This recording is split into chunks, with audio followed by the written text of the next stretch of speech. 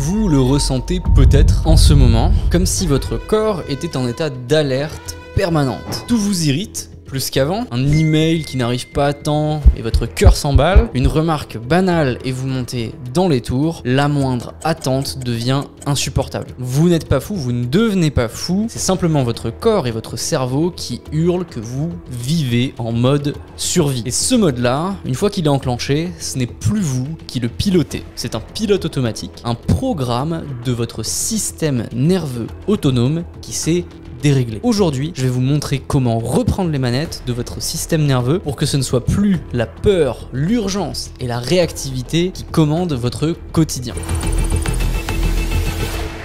Je m'appelle Andrea, je crée les blueprints biohacking des performeurs de ce monde et ce que je vois tous les jours, ce sont des sportifs, des artistes, des entrepreneurs brillants, visionnaires, créatifs, mais bien souvent prisonniers d'un mode d'action en urgence permanente. Toujours disponible, toujours sur le qui-vive, toujours à éteindre des feux et le résultat, c'est plus de priorité, des décisions impulsives, une fatigue mentale constante et surtout une impossibilité à basculer en mode récupération, comme si leur cerveau refusait de lever le pied, même quand ils en auraient le droit. Tout ça, ce n'est pas une question de motivation, ce n'est pas une question de discipline, c'est un problème de programmation. Ok, maintenant posons les bases. On a défini que c'était un problème de système nerveux, notamment de système nerveux autonome, qui est une machine ancestrale, programmée pour réagir au danger. On a deux modes dans ce système nerveux, le mode sympathique, la fuite, le combat, l'action de manière générale, et le mode parasympathique autour de la récupération, la réparation, la digestion et la créativité. Le point de bascule, c'est que la plupart d'entre vous vivent dans un monde où le danger n'est plus un tigre à dents de sabre, mais une to-do list interminable, des notifications à la seconde, des décisions à prendre 24 heures sur 24. Et votre cerveau, lui, ne fait pas la différence. Il déclenche constamment le mode fuite ou combat, encore et encore et encore jusqu'à vous épuiser. Et ce qui va se passer à très court terme, c'est une respiration qui devient saccadée, un rythme cardiaque qui s'accélère, une digestion qui se bloque, au global une créativité qui s'effondre. Vous êtes piégé dans un mode réactif. Et à terme, c'est la mort lente de vos performances qui se joue. Pourquoi ? Parce qu'un cerveau qui réagit tout le temps n'anticipe plus, ne planifie plus, n'invente plus. Vous perdez votre capacité à innover, vous perdez en lucidité et vous perdez votre aptitude à vous reposer, à utiliser votre système parasympathique. Le pire dans tout ça, le plus vicieux, c'est que vous finissez par croire que c'est normal. Non, c'est surtout la vie d'un cerveau qui a oublié comment activer le mode repos. Jusqu'ici, je sais que certains d'entre vous se disent « c'est moi, mais pas tout à fait » ou « j'ai un doute ». Pour savoir précisément où vous en êtes sur ce sujet, regardez dans la description, nous offrons un test gratuit de productivité biologique à l'issue duquel vous aurez accès à un débrief en visio avec moi pour comprendre vos marqueurs et vos priorités à rééquilibrer. Bon, jusqu'ici on a été assez fataliste dans cette vidéo, mais pas de panique, on va très rapidement reprendre la main. Puisque la bonne nouvelle dans tout ce brouillard, c'est que le système nerveux a des dizaines de voies d'entrée pour se réentraîner à fonctionner correctement.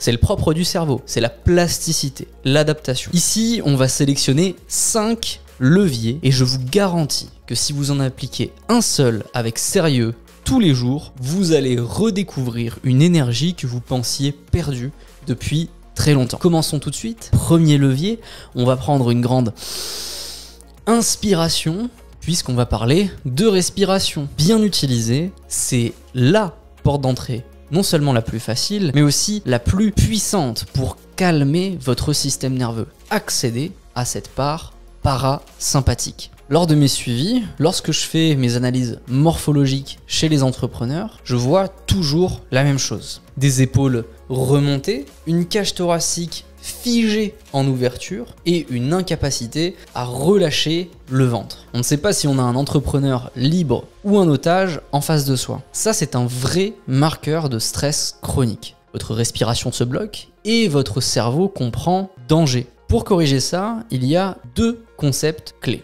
La première, c'est d'arrêter de respirer comme un lézard asthmatique, uniquement par le thorax et de ramener la respiration dans le ventre. Ici, on parle de respiration diaphragmatique qui active directement le nerf vague et le mode parasympathique, le souffle. Le deuxième concept, c'est d'allonger et d'amplifier le souffle. Une respiration ample, lente et consciente. Une seule règle ici, tout ce qui est vivant bouge et tout ce qui bouge respire bien. Enfin, on s'applique sur un régime de respiration. C'est là où je vois la plupart des entrepreneurs ou des gens qui veulent se lancer dans du breathing ou qui veulent se lancer dans du breathwork. Vous vous concentrez trop sur les régimes de respiration. Commencez par un rythme simple. 5 secondes d'inspiration, 5 secondes d'expiration. Et pour la durée, on vise minimum 5 minutes. Ça, c'est le point sur lequel vous devriez vous concentrer. Combien de temps ce breathwork va durer? La plupart des recherches montrent que les effets significatifs apparaissent dès 5 minutes, puis se stabilisent entre 10 et 20 minutes selon l'intensité de la respiration. Je vous mets une référence très solide là-dessus en description si ça vous intéresse, mais la conclusion est simple. La majorité des bénéfices physiologiques apparaissent entre 5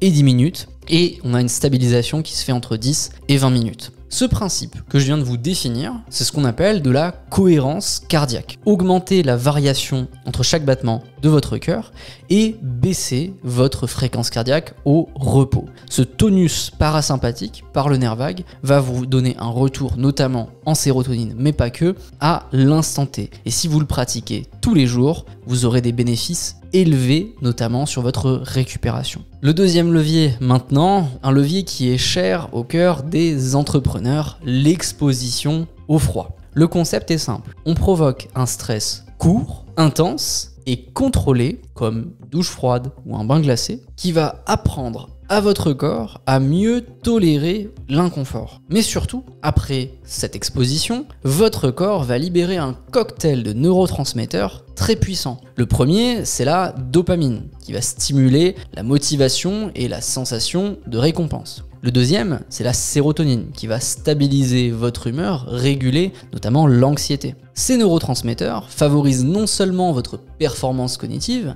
mais reprogramment aussi votre système nerveux à revenir en mode parasympathique, récupération, plus rapidement après un stress. Ici, les outils sont donc simples, une douche froide, un bain glacé, avec un concept à garder en tête, l'immersion progressive. On ne veut pas s'envoyer un électrochoc, on veut aider notre corps et notre métabolisme à s'activer. Pour savoir comment faire, je vous renvoie à notre dernière vidéo sur le métabolisme et la productivité. Troisième levier maintenant, en parlant d'aider notre corps, le mouvement, l'activité physique. Si vous saviez le nombre de troubles émotionnels, de traumas somatisés ou simplement de schémas de pensée nuisibles qui peuvent littéralement être dissous grâce au mouvement, eh bien vous bougeriez beaucoup plus. Bouger, c'est réinformer votre système nerveux que vous n'êtes pas en danger, que vous ne subissez pas, mais que vous êtes en action. Pourquoi? Premièrement, l'activité physique active le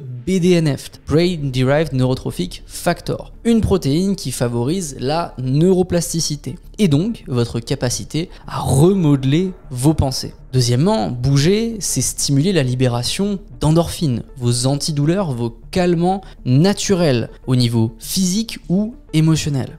Et troisièmement, enfin, sur cet axe parasympathique, le mouvement stabilise la sérotonine qui régule directement votre humeur et votre motivation. Maintenant qu'on a posé les bénéfices, il faut savoir comment on va intégrer du mouvement en continu dans notre quotidien qui est très chargé. Puisqu'on ne veut pas tomber dans les écueils du sportif sédentaire qui s'entraîne 1 heure, 2 heures par jour, mais qui le reste du temps est en position assise. Ici, on veut créer des protocoles et le premier protocole, le plus simple à mettre en place, c'est bloquer au moins 1 fois par jour ou avant chaque bloc de travail 5 minutes de mobilité, qu'elle soit ciblée sur vos problématiques ou sur un point de mobilité général. C'est une très bonne voie d'entrée pour stabiliser votre système nerveux. Mais on veut du mouvement continu. Et pour ça, il y a une règle intéressante, c'est celle de passer 40-50% de notre journée en position debout. Bureau, on peut utiliser un bureau debout, un tapis de marche. Dès que vous avez l'occasion, passez en mode debout et dans l'idéal,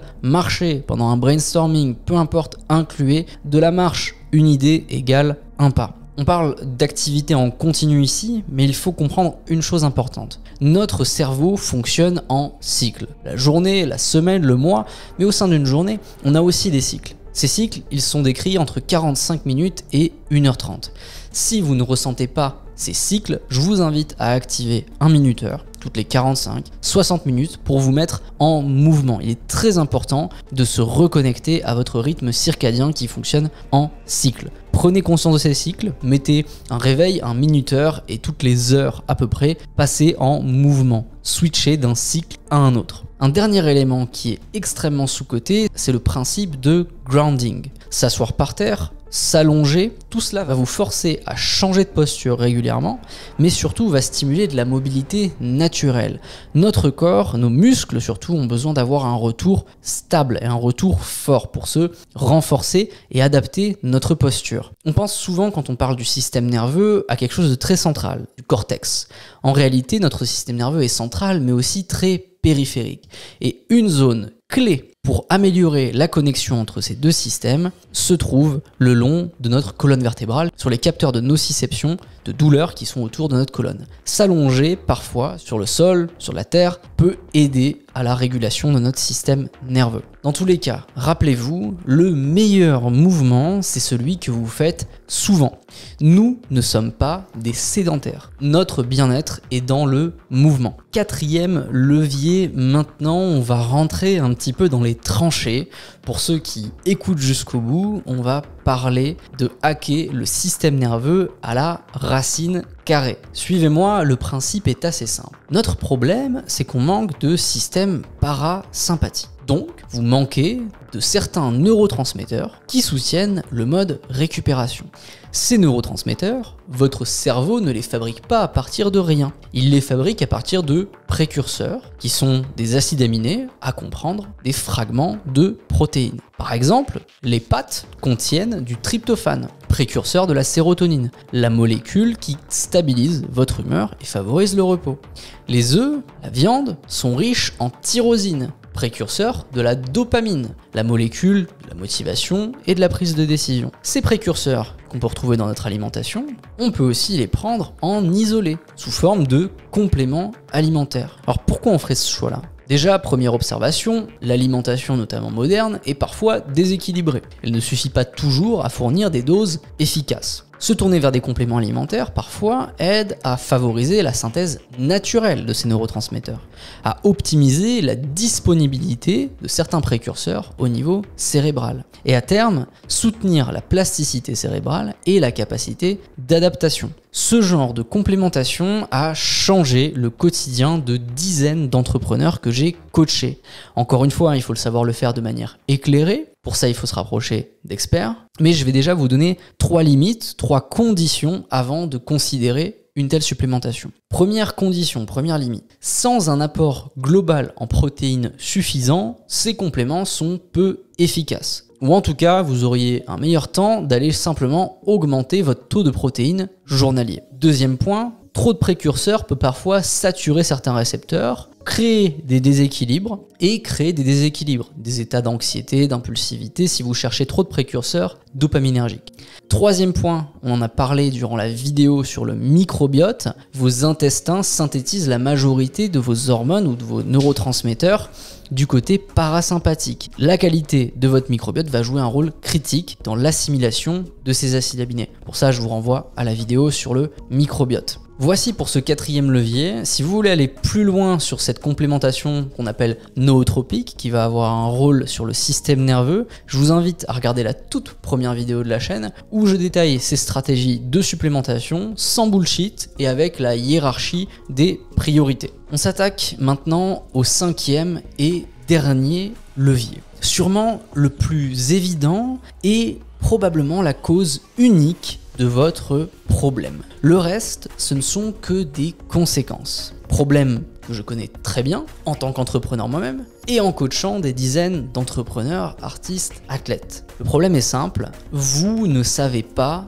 déconnecter. À votre avis, pourquoi votre cerveau est en activation permanente 24 heures sur 24 ? Parce que votre métier est exigeant ? Parce que vous avez des ambitions folles ? Parce que vous n'avez pas encore assez travaillé ? Oui ? Non. C'est parce que vous avez cassé tous les codes normaux et normés d'un individu sain. Quelques exemples. Travailler tard le soir, ne jamais vous autoriser de repos, refuser, bloquer toute pensée gratifiante et apaisante tant que ce n'est pas assez. Le résultat, parfois vous allez faire des choses exceptionnelles, ça fait partie de l'apprentissage, du grind comme on dirait maintenant. Mais hors de ces moments exceptionnels, en fait, permettez-moi l'expression, vous devenez un chihuahua sous stéroïdes. Toujours prêt à mordre, toujours persuadé d'ailleurs que tout le monde veut vous mordre. Est-ce que je caricature? Oui, mais la vérité c'est qu'on y glisse tous un jour ou l'autre.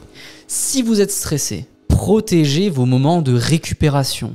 Et ça commence par votre soirée, le moment biologique clé pour la récupération. Coupez les écrans, coupez les notifications, les enjeux, coupez vos ambitions folles quelques heures. Offrez à votre système nerveux une opportunité de fonctionner normalement. Arrêtez de le prendre à la gorge comme si vous étiez sous psychotique.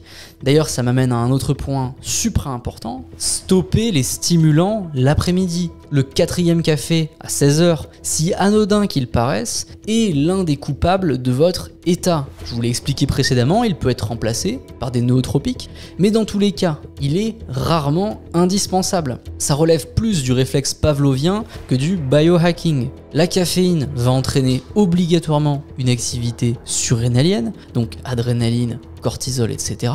Et si vous manquez de relaxation, n'oubliez pas votre sérotonine, vos endorphines, votre mélatonine, votre valentonine, tous ces neurotransmetteurs et hormones, ils ont besoin d'espace pour s'exprimer. En résumé, définissez une heure, plusieurs jours dans la semaine et déconnectez. Faites-le et vous verrez que la plus grosse opportunité que vous auriez dû saisir en tant qu'entrepreneur, performeur, c'était peut-être simplement celle-ci. Être performant sans vous envoyer à la morgue, au sens figuré ou non.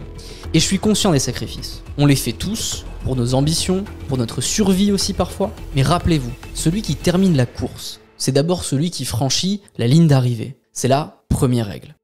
On arrive à la conclusion de cette vidéo, j'espère qu'elle vous aura plu. Si vous aussi, vous voulez sortir du mode survie, si vous voulez reprendre la maîtrise de votre système nerveux plutôt que de subir, eh bien, je vous invite déjà à passer notre test biohacking gratuit, juste en dessous de la vidéo. En 5 minutes, vous découvrirez où se situent vos plus gros leviers d'amélioration, nutrition, complémentation, mouvement, récupération. Et ensuite, réservez votre appel stratégique. On va reconstruire ensemble la version de vous-même qui fonctionne à 100% avec votre corps et votre cerveau comme alliés et pas comme ennemis. Ne repoussez pas votre transformation, le lien est dans la description et ça peut changer votre trajectoire de vie. Il est temps de quitter le mode réactif. C'était Andrea pour No Wasted Energy. Si la vidéo vous a plu, encore une fois, n'hésitez pas à commenter, partager votre expérience si vous avez été ou si vous êtes concerné. Abonnez-vous pour les prochaines vidéos. Tous les liens utiles pour No Wasted Energy